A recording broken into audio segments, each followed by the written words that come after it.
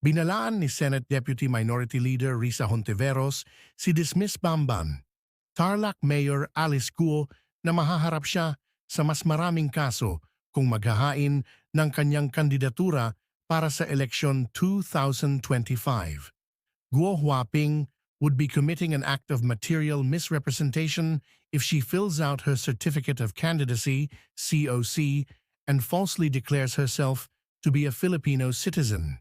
Ani Hontiveros. The COC is an important document executed under oath. Kung magpupumilit si Guo Huaping sa kanyang kasinungalingan, dadagdag pa ang perjury sa litanya ng mga krimen na kanyang kinasasangkutan. Saniya pa, sinopla rin ni Hontiveros si Guo dahil sa pagpapahayag ng kanyang intensyon na tumakbo muli sa 2025 midterm polls. Mukhang wala pa ring tigil ang panluloko ni Alice Guo sa taumbayan kahit na nasa loob na siya ng kulungan, wika ng senador. Noong Biyernes, sinabi ng abogado ni Guo na si Stephen David na ang na-dismiss na alkalde ay maghahain ng kanyang COC sa susunod na linggo upang muling mahalal bilang lokal na punong ehekutibo ng Bamban, Tarlac. Ayon kay David, dapat tumakbo si Guo para makita nila kung gusto pa rin siya ng mga lokal na maging pinuno. Kasi right now, maraming negative publicity, maraming rin nagsisympathize, marami din naman siyang nagawang mabuti sa bayan ng Bamban. Marami pa rin nagmamahal sa kanya. Ani David. Nauna nang sinabi ni Department of Justice, DOJ, Secretary Gisa Crispin Remulla na maaaring tutulan ng ahensya ang re-election bid ni Guo. Naghain din ng petisyon ang OSG para kanselahin ang birth certificate ng dating alkalde sa korte ng Tarlac. Sinabi ni Solicitor General Menardo Guevara na kung kakanselahin, mawawala si Guo sa kanyang pinakamahalagang depensa sa kanyang pagkakakilanlan. Desma, all of these 332 foreigners, do they have AEP, Alien Employment Permit? Mr. Chair, please, according to the records, they were charged under Section 37A7 because they were not properly documented and they did not have valid working visas and permits. Yes, correct. But the case against the 249 Chinese nationals were all dismissed. In other words, hindi sila na-deport. That is correct, Mr. At Chair. dito sila sa Pilipinas, gumagala pa rin sila. Correct? I do not know if they're still here in the Yes. Philippines, Mr. Chair. Dito sila. It's been 3 years. Now, ang tanong ko sa iyo, the process of getting a 9G visa is to have the AEP, correct? Mr. Chair, please, the process of issuing No, 9G... answer me. Ang sinasabi ko, the process of getting a 9G visa is to secure an AEP coming from the Department of Labor and Yes, Employment. Mr. Chair. Correct? Yes, Tama. Mr. Chair. That is Okay. the primary Ang tanong ko sa requirement. iyo, Attorney Ledesma, yung 249 na pinakawalan ninyo, meron ba silang AEP na galing sa DOLE? According to the records... and According to the records or according to the DOLE? Did you have a due diligence sa DOLE about the AEP prior to your issuance of 9G visa to those 249 Chinese nationals? Do you have? We did not check You did the not get a AEP, due Mr. diligence Chair. from DOLE? DOLE. Please, DOLE.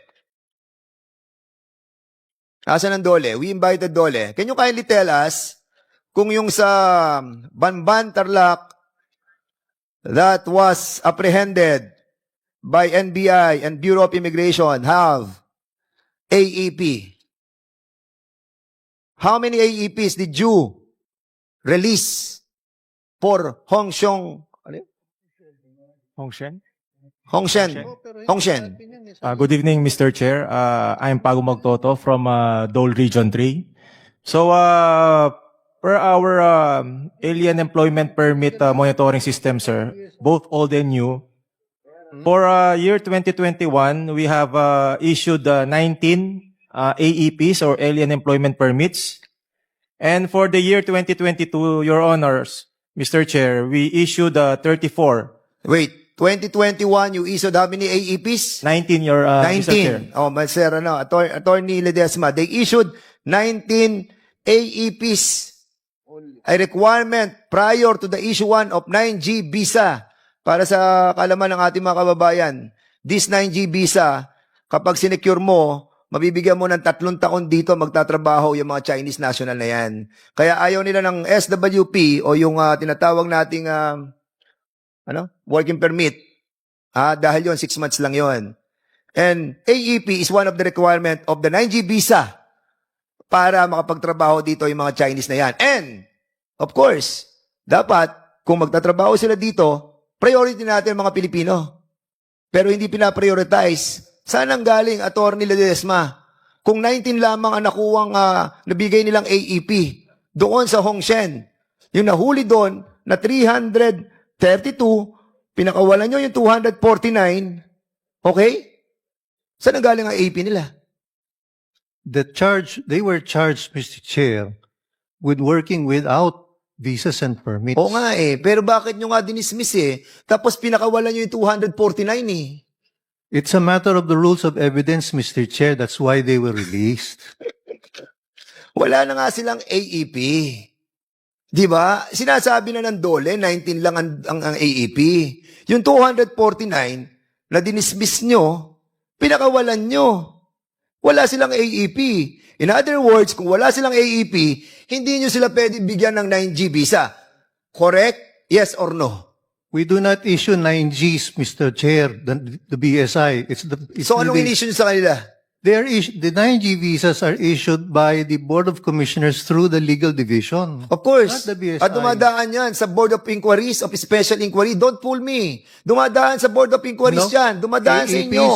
Yes. Alien employment permits, Mr. Chair, during my time there at the Bureau of Immigration, we do not process 9Gs. Hindi nyo pinaprocess ang 9Gs because ang nag-a-approve don't. nun, commissioner.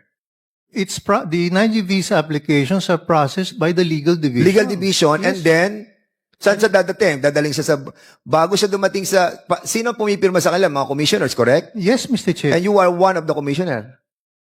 Mr. Chair, You were one of the commissioner during that time, correct? I was the executive chairman of the Board of Special Inquiry. Of course, but you are also the commissioner. Tama? Yes or no? Commissioner ka din Assign ka lang sa Board of Inquiry Tama? Ikaw ay isa sa commissioner during that time, and then you were assigned as the head of executive director of the Board of Special Inquiry. Di ba?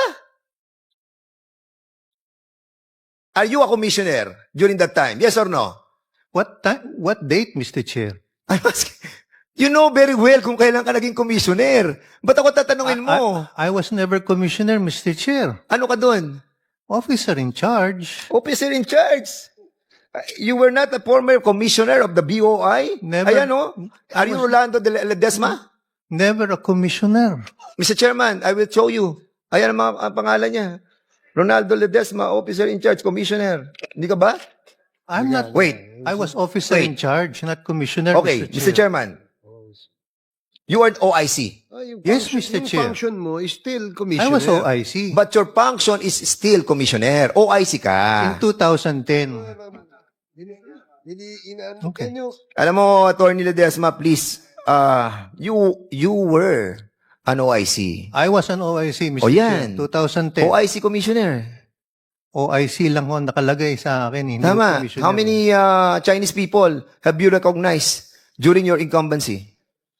Mr. Chair, I don't remember, Mr. Chair. Mr. Chair, Congressman Nakop, with the indulgence of Congressman Fernandez. ano bang diferensya ng OIC at saka OIC Commissioner? Mr. Ledesma, you answer the questions properly. Yes, Mr. Chair. The commissioner. And can you act- wait for the acknowledgement of the chairman before you answer. I'm That's sorry, the Mr. rule. I'm sorry, Mr. Chair.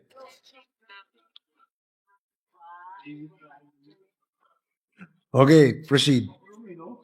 The Okay. office, the office, Tanong ko, Are you asking something? No. Let him reply first. Sige, what is your response? An officer in charge has limited powers, Mr. Chair. He cannot perform acts concerning policies. He operates only on the basis of running the daily affairs of the office. But the commissioner can implement policies, serious policies and guidelines. At ang OIC, Mr. Chair, he often takes directions from the Secretary of Justice, while a commissioner can exercise his discretion on Okay. important matters. Sige. What are the instances when there is a need to appoint an OIC?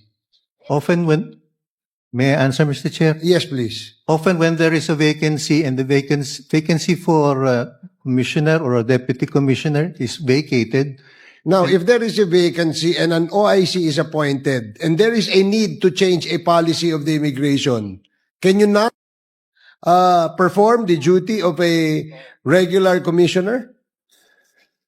we have to seek the permission of the secretary, Mr. Chair. In fact, the orders, instructions have to be countersigned by the secretary. I agree, because everything that the commissioners, how many commissioners there are in the bureau? There is one commissioner and there are two deputy commissioners. Two deputy commissioners. Right now, there are three deputy commissioners, Mr. Chair. So in the event that a policy must be changed, who proposes changes in the policy? Is it the DOJ, the SOJ, or it should come from the commissioners or the members of the commission? It can be a proposal submitted by the board. It can be a proposal submitted by the commissioner, Mr. Chair. So in other words, pwedeng manggaling sa inyo. Pwede manggaling sa inyo. Sabi Yes, mo, Mr. pwede Chair. sa SOJ, pwede sa inyo eh. Di ba? Yes, Mr. Chair. Oh, ang tanong kasi sa'yo kanina ni Congressman Dan Fernandez, were you ever appointed as a commissioner? Sabi mo no, OIC lang. You're trying to Yes. you're trying to give us an answer that you probably feel that cannot pinpoint to you directly being or effectively performing the function of a commissioner. Yun din yun eh. Di ba? Yun din yun eh, di ba? Practically all the functions of a commissioner can be done by an OIC except on matters where policy will be proposed, correct? Yes, Mr. Di Chair. 99%, ganun din yun. Dahil Yes, sir. pang sinagot, tinatanong ka lang niya kanina kung nag-commissioner ka eh.